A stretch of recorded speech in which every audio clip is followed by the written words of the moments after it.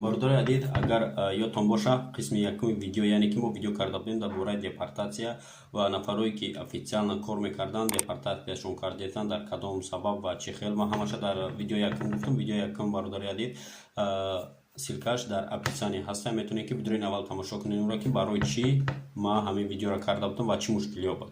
Ва имрӯз бо дар барнома, яъне ки дар давомаш гап мезанем бародари азиз ки мо ҳозир ФМС мерем, яъне ки ФМС ҳамин савола метем нисбати ҳамое ки бисёриё бовар накардан, баъзиё нафарое ки қичон ин проблемаро надоранд ва дигароро заразил мекунанд ки ҳамин фикра накунанд. Бародари азиз, мо видео карда будем дар бораи ҳамое ки кадоме ки официална кор мекунад трудовой қатъӣ, кадоме набарад то течение вақте ки кор медорад 2 моҳи аввал да ФМС печат назанад трудовой договорша депорт менен ки маҳкам мекунанд течение 1 сол даромадша бигем. Бидроем Россия документиш намекунам бефоида. Ва ҳозир ма ФМС рафтем, яъне ки саволое ки нисбати ҳамин бад савол додем, ҷавоб гуфтагим ва ҳозир шумо видеоро то охир тамошо кунед, мефаҳмед мо саволое ки нисбати ҳамин чиз додем чӣ мега ФМС. Хитон бо диққат гӯш кунем бародари азиз ки яъне ки дигар вариант нест. Ма хотир хитон гӯш кунем, бо видеоро бо далшама гап мезанам. Бародари азиз, короче мо ҳозир рафтесем дар тарафи ФМС ва тош нашадан иша, яъне ки мефаҳмем ки сабаб чиай, барои чи ҳамин хел шидагиай ва кай қонун масалан баромадагӣ уже действует кардестай бародари азиз. Ва ҳозир мо мерем ай ФМС ай худаш савол мепурсем, ягон роҳҳои осунаш ҳаста ё ки неста, чӣ хел ҳаст нест, короче ҳамашро ташлиф мекунем ва видеоро то охир тамошо кунед, обязательно шумо мефаҳмем бародари азиз. А вот еще такой вопрос, что вот офис, например, недавно давали все это трудовой договор, уже... Почте направляли или как? Нет, просто давали это трудовой договор недавно, например. А до этого уже многих работников работали месяца марта. А если они придут, чтобы поставить печать, его тоже так аннулируют потом будут патентом. Ну это вы должны, вот то, что если вам поздно выдали трудовой договор, это вы должны на работе решать. То есть должны им сказать, что в течение 2 месяцев с момента заключения трудового договора вы должны принести его сюда, либо направить. Да, просто ну, вот... допустим, у меня я сделал апрель. Я не пришел, ничего не делал. Уже 5 месяцев, 6 месяцев. Ну еще возможно, что вас аннулируют. Нет, потому что я уже получил РП.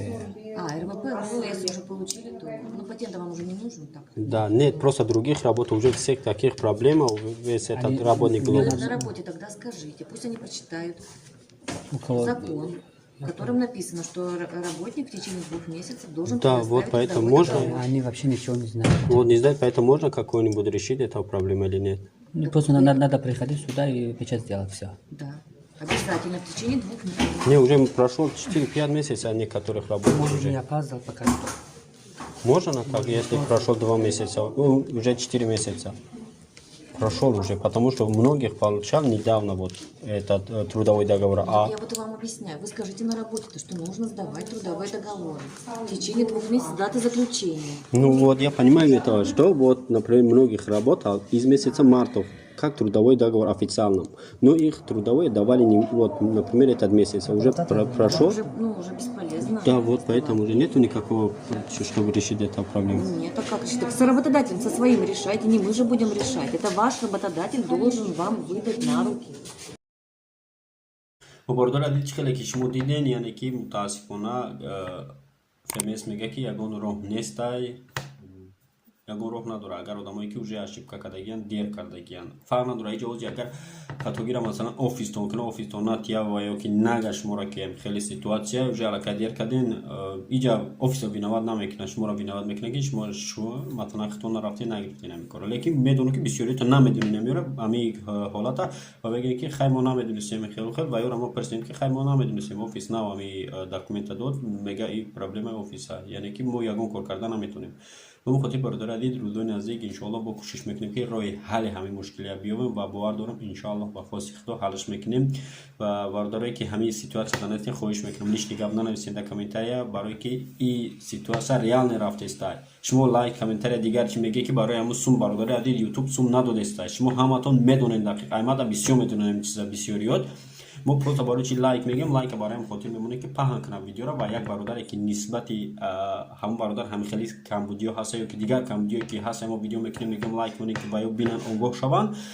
мутаассифона шумо фикр мекунед ки мо барои сум ҳамин видеоро кардем. Небардоред. Мо танҳо мехоҳем, ҳадаф ма асосан ин видео ҳамин ки ҳамин одамое ки дар ин ситуатсия ҳастанд, яъне ки бибурён ин ситуатсия. Ва кӯшиш мекунем бардоред илтимос дастгирӣ кунем, видеоро поделиться кунем ва дигарро ҳамин ҳолате ки ҳастанд дигарро буроем ва дар видеои оянда иншоаллоҳ роҳи ҳалша меёбем ва чӣ хел ҳамин ситуатсия буроем иншоаллоҳ кӯшиш мекунем ки пешниҳоди ҳар як шумо кунем. Зинда сарбаланд бошед, интизор шавем видеои ояндара. Хайр.